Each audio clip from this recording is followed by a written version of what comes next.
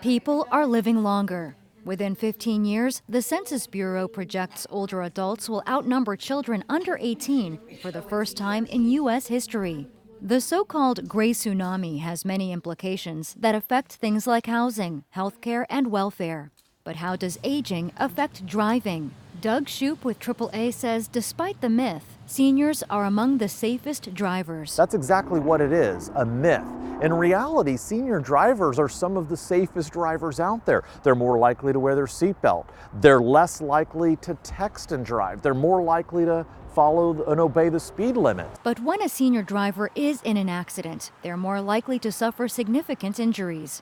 So when is it time to talk to an aging parent about giving up the keys to the car? You want to watch your senior driver to see if they are bumping into things as they pull into the driveway, or backing out of things, when they're pulling out of the driveway. Are they getting honked at on the road? Do you see them drifting from one lane to the other? Do they seem to be taking too long to respond to traffic signals, like the light turning green? Those are indications that perhaps you want to start having that delicate conversation. Dr. Ken Druck is author of Raising an Aging Parent. And how do we have those conversations rather than it becoming well, I'm not dead yet, leave me alone, it's none of your damn business, and I'm handling that, or if they're outrightly denying that there's an issue to even talk about. So how do we approach that?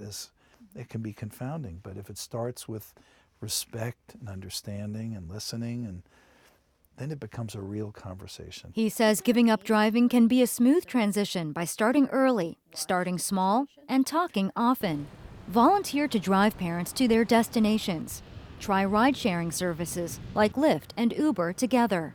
Or maybe you can ask someone else to start the conversation. Because sometimes we're not the best person to talk to our parents. Sometimes we have a sister, and she just has a better way, she has a better line of communication with our mom or dad.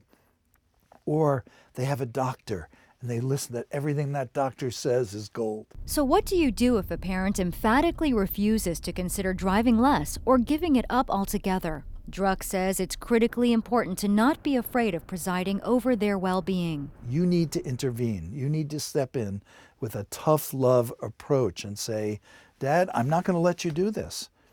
You're putting your life at risk and other people's lives at risk, and I've disabled the car.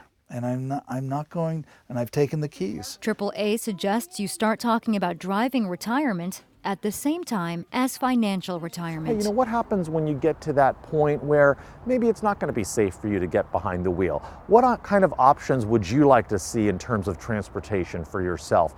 Involve the senior driver. Make it about them so that they can help make the decisions for themselves and in their own interest. Maya Trabulsi, KPBS News.